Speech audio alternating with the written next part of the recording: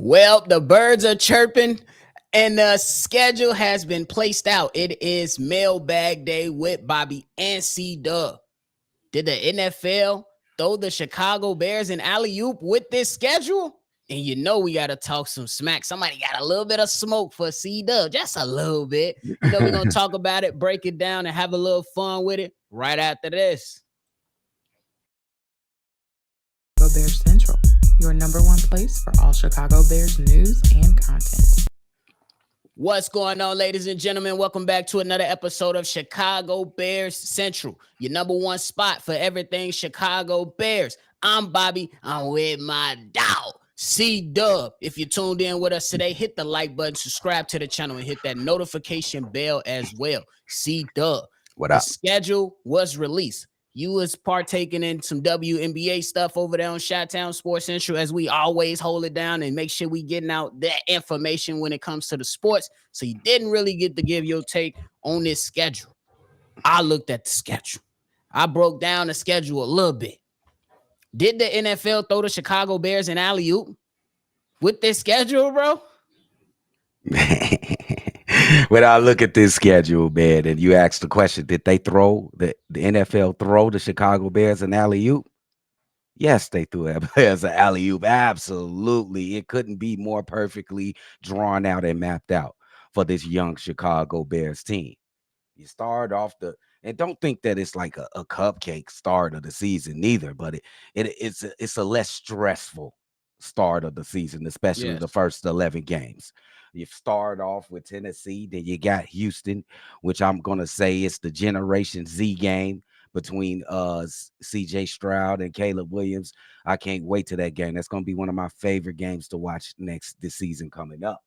And then you look at all these other teams, Indianapolis, the Rams, they're going to be a little better. Carolina, thank you so much. We love y'all. Them the suckers. Thanks to the suckers. We finna replay y'all with an ass whooping. Thank you. Jacksonville, we haven't seen Sunshine. I remember the last time we seen Sunshine. So we going to play Sunshine. Then we got Washington. Who cares? And Arizona, so I expect the Bears to have a pretty good record. And then you got New England as well, but I didn't mention them for a reason because they don't bear mentioning. Even though they got Drake May over there, he might be a good quarterback for them, but who cares? Now after week 11, we get all division games in San Francisco and Seattle mixed in there. It's gonna be so. I like that little building. You build your chemistry, you build your rapport with your teammates. You get 10 weeks to do it. You get 10 weeks to build your cohesion as a football team. I expect this team to be way over 500. I'm not going to give a distinct record yet. We're probably going to talk about it tomorrow on a live call. But I expect the Bears to have a favorable record going into crunch time after week 11. And we're going to see how good this team is. But definitely, this is a much needed lob to the Chicago Bears.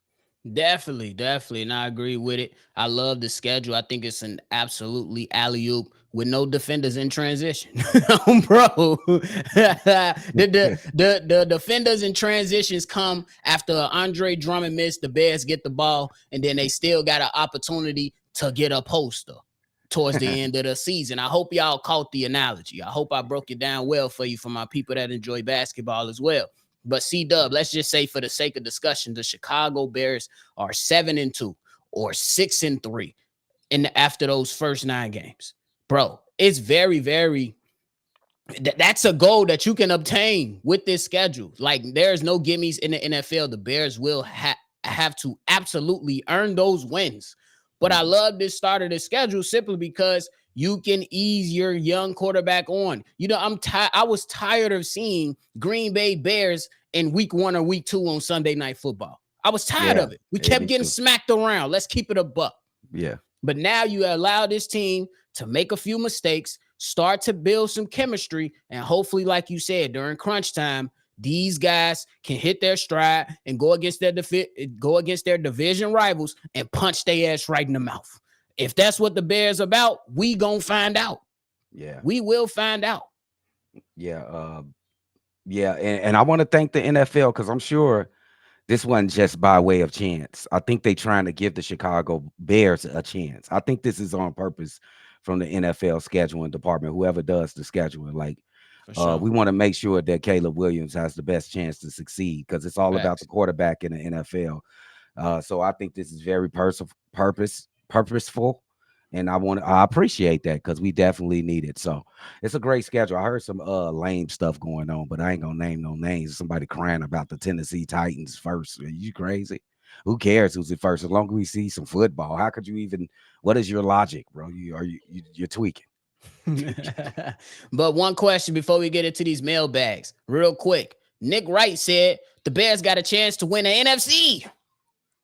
And he said that he flirting with the Bears can go to the Super Bowl take. Look, we know how we feel about the national media. I like some guys. I think some guys are fair and stuff like that. And then I believe there are some guys that's just, not privy to what's going on in Chicago. What do you think about that take real quick, though? Shit. If you look at the landscape of the NFC, who is really, I don't want to say scaring you, but who's like, uh I would just say it. Who scares you in the NFC? San Francisco's good. You think Dallas scares you? Dallas don't No, scare me. Philadelphia, they had one of the I worst maybe. records. They had one Yeah, of the worst records the last 8 games of the seasons last they year. did. They had the worst record. And Green Bay, come on, they are young. We got to see them After do it that, it's again. just what ifs. Detroit. You know what I'm saying? Maybe we had them against the ropes twice. So who scares you in the NFC? Really, who? Like at the top for me is gonna be San Francisco and the Eagles, and then everybody else. Fight for your position after that. Yeah, yeah. That's how I'm looking at it. So if it all turns out good, you could put them on a tier with your Dallases, with your Detroit Lions. You could put them in teams like that if it all works out correctly.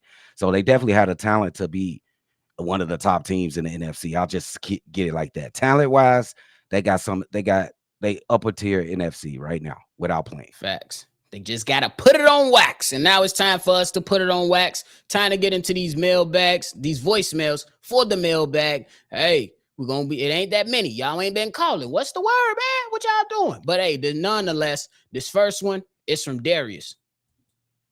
What's going on, guys? Darius from Dallas here. Just looking at this whole schedule release.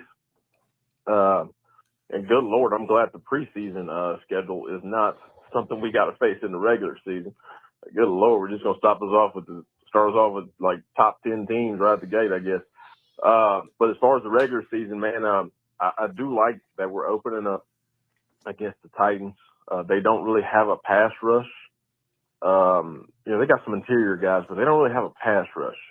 So I think that's a good game for Caleb to kind of open his NFL career with. And on that note, man, I don't see any defenses on here that are really going to scare me. I mean, you got Detroit, you got San Fran. That's probably about it. I mean, the Texans got I think a decent defense. But we're going against a lot of average defenses, man, from what it looks like. So I just wonder, does that – and this isn't really a hard schedule, man, when you really break it down. I just wonder, do we get the green light from you, Hayes, to finally, now that we see the schedule, can we raise the expectations a little higher? I mean, I don't see why not. I mean, Titans is a beatable team. The Texans is going to be one hell of a game, and I will be in Houston. It's about a 4-hour drive from me. I will be in Houston to see that one. You can bet on it. Indianapolis, ain't worried about no Anthony Richardson. Rams, that's going to be a tough competitive game for sure. That might be our first, other than Houston. I think the Rams are a little bit better than Houston, actually. Rams might be our first real test, man, for that defense. We're going to see how good they really are. I know the Texans have weapons too, but we're still going against a rookie. If you got a veteran defensive coordinator in there, he can make things hard for C.J. Stroud if he knows what he's doing. It's just I'm seeing a bunch of winnable games, man. I'm seeing like at least 12 to 13 games that I really feel like we can win. So I'm just wondering, Hayes, can I go ahead and just say 13 wins? I mean, goddamn, dude. We got a first-round draft pick, top 5 defense, all these goddamn weapons, and a mediocre to easy schedule. Come on, man, give me the green light to start these unrealistic expectations. Check this up, bear down. Darius, I give you the green light, damn it. The way you fandom is the way you fandom. Who cares? Who cares? And if you're wrong, you're wrong. It's all predictions from all of us. C-Dubb, what you got? Is it time to let us heighten our expectations for this football team? When you look at the schedule, I only got 4 teams that's I'm really dicey on, and that's Houston, that's the Los Angeles Rams. I think Arizona is going to be a tough game, but I think we should be able to win that game. I think it's going to be tough if everything works out good. And one of those Green Bay games is going to be, especially in Lambeau, it's going to be a tough game to me. It's going to be some other tough games, but those are the ones that I really look at if I have to pick 4. I think it's all right to have high expectations. 13 games wins is well, it's a dream for me, but I definitely want to wait till I see some action. At least the preseason first game, I see like one of those drives from Caleb Williams with the first offense to see how they clicked so far early, and then I'll get to where I'm gonna be to see how they're gonna look. I think you could go ahead and predict how you want to predict, big dog. I think it's a favorable schedule, double digits at the very least, wins for the season. At the very least, without even seeing action, just looking at the rosters, double-digit wins for sure. Definitely, for sure. And I think that my expectation remains the same. Playoffs. It's that simple. Like, I ain't going to be whatever, just get there. And then whatever else you do right there would just be icing on the cake for me. When we talk about Darius, I want to enlighten you with Detroit. I'm not worried about that defense. It's just one play on that defense I'm concerned about. Aiden Hutchinson. After that, I got question marks. You want to know why? Detroit, they took and selected 2 cornerbacks with the in their high with their first 2 picks, I believe. Y'all correct me if I'm wrong. First 2 picks went to cornerbacks. Those type of moves tells me that you want to start these young rookie quarterbacks. You're gonna put a rookie quarterback on DJ Moore? Try again. Keenan Allen? Try again. I don't even want to bring up the young buck who I believe gonna succeed and play well, but try again. So I'm not worried about Detroit. I will say this though. I will be concerned and have a look. I still think we can win the game, but their defense, I believe, will be solid enough to make it a very entertaining game. That's the Indianapolis Colts. They got DeForest Buckner over there, and they picked up one of the guys that I believe the Bears should have drafted if they couldn't get Rome, and that's in Laiatu Latu. He's a monster. He's a monster. But I think the Bears still be able to pull it out in this schedule. Definitely, we should be seeing the playoffs for sure. Bro. Me. But next up on the docket, C-Dubb, we got a voicemail from Mike. Here Mike. it is. What up? Hey, Bobby, C-Dubb. It's your boy Mike, a.k.a. Willie Beeman down in the chat, calling from the south side. You know what I'm saying? And I just wanted to, throw a few numbers at you guys real quick, and I wanted to make a prediction. So the Bears rookie passing yards record belongs to Mitch Trubisky with 2,193 yards in 2017. The Bears rookie passing touchdown record belongs to Charlie O'Rourke in 1942 with 11 touchdown passes. So we have never had a quarterback throw for more than 11 touchdowns in their first year with the Chicago Bears, one of the oldest organizations in the league. That's just laughable. And then finally, you have Mitch Trubisky with 196 completions in a season, which was also in 2017. So Mitch Trubisky, of all people, has 2 of the 3 passing records for the Bears, and they're both terrible. 2,200 yards and 196 completions. Terrible. So I'm going to go out on a whim and just say that, Caleb Williams will pass all of those records. He will break all of those records in his first year. He will throw for more than 2,200 yards. He will throw for more than 11 touchdowns, and he will throw for more than 200 completions. So you could check those off your list.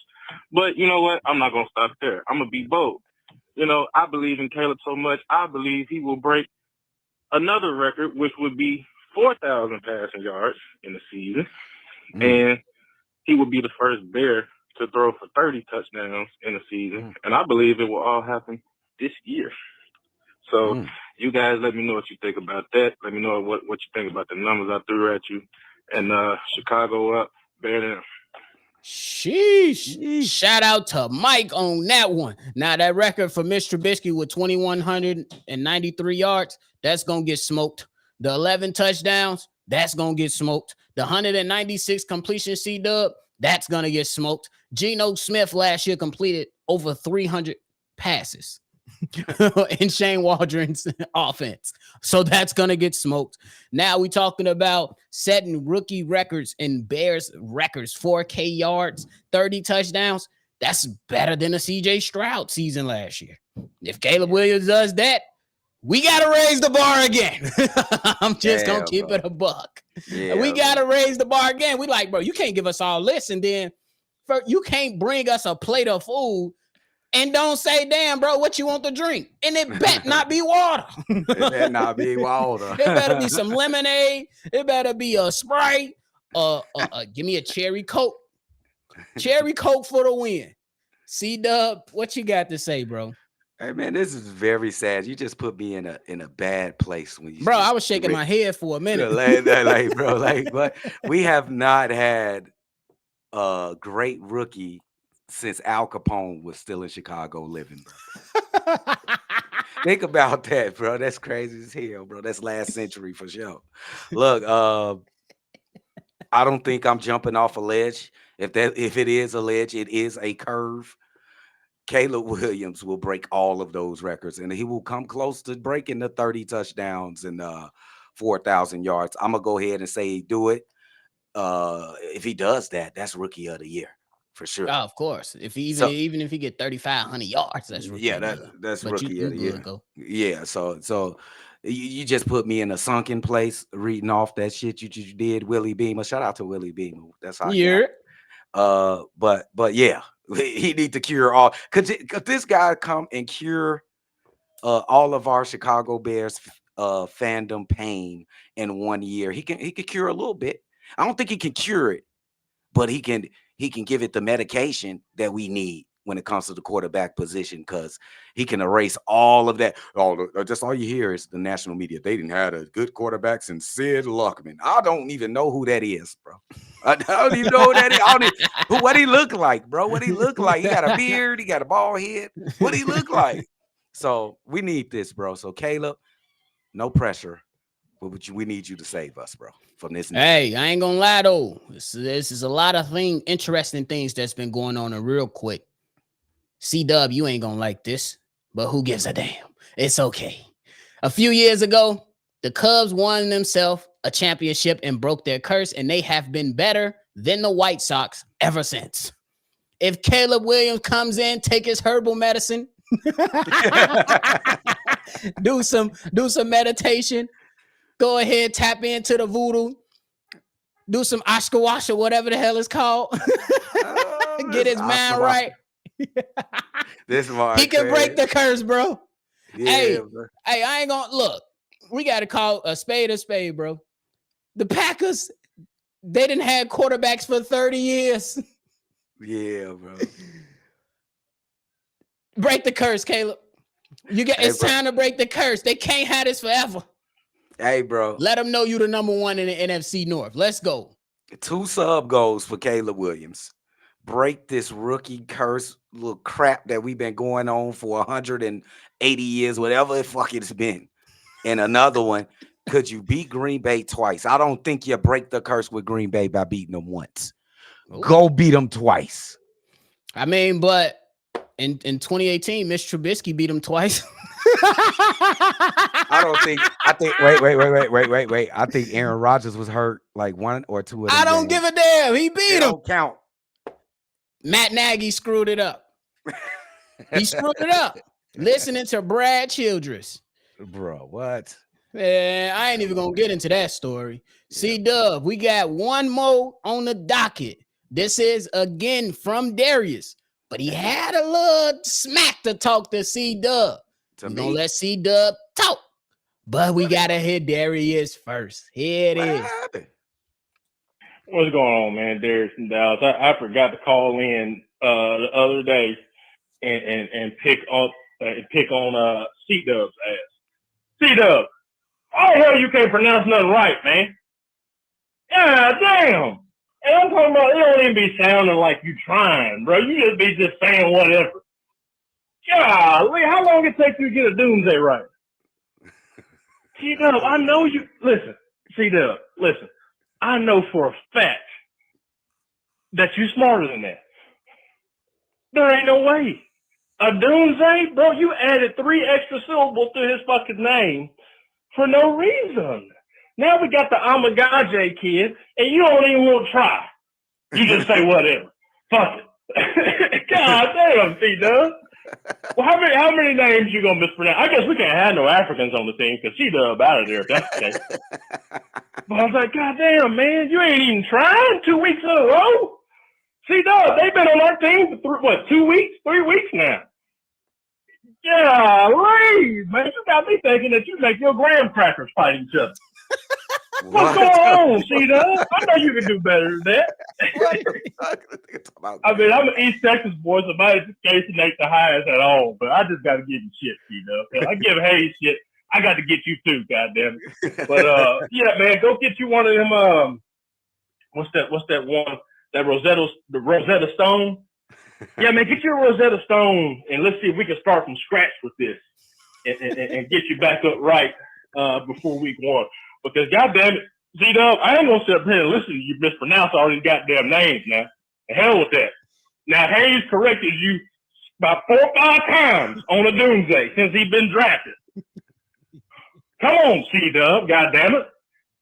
The hell are you doing? Texas up, go down. What we heard from Darius, bruh. C-Dubb, take it away. Shout out to my man Darius, man. I appreciate your concern. But one thing y'all gotta get from me, man, I always do my shit with a purpose and a point. I'm not gonna learn your name, especially if it's too hard, unless I see you put out action on the field that deserves your name to be called correctly. That's my logic. I'm sticking to it. He hasn't played a down in the NFL yet. I know they're gonna be great, but let him be great first. His name is Rome until then. His name is Karen what is his name, Karen? His name is Karan. Karan. Oh yeah, his name wrong too. He say Kieran. His name is Karan. His name is Karan until then. That's my logic. It's always something to my madness, bro. It's always a method, bro. But I appreciate you, and you funny as hell, Joe. He said, what did he say about graham crackers? He said you make the graham crackers fight each other. That gotta be some down south. Back you break the graham cracker. Hey, look. I ain't gonna lie though. Some of these names be hard as hell, bro. I ain't gonna lie. I ain't gonna lie. Y'all parents, bro. What the fuck? I'm just playing. For real. Some of these names do be hard as hell, though. I ain't gonna lie. God. Hey, but you gotta give my man's credit. He been hitting more than he missing. It's just Darius, you ain't been on Chicago. You ain't been on Shy Boys podcast. He been saying some of these names right. He even got a guy named Eve Missy right. Missing. You know he would have called him Eve Mission. Something like that. So you gotta get a man a little credit and blame Chicago public schools, man. And just blame the black culture. That's just what it is. It's a dude named Daryl. We call him Durrell. We don't get what the hell is Durrell?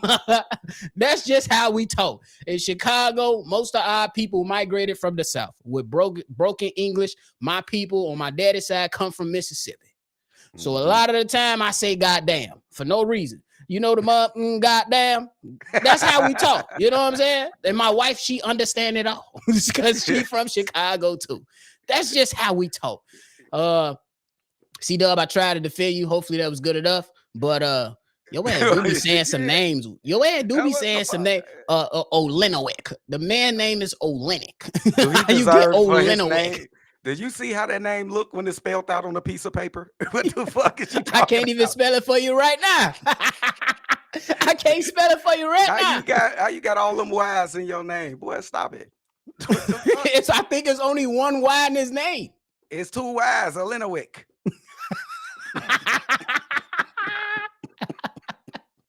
Bruh, come on now.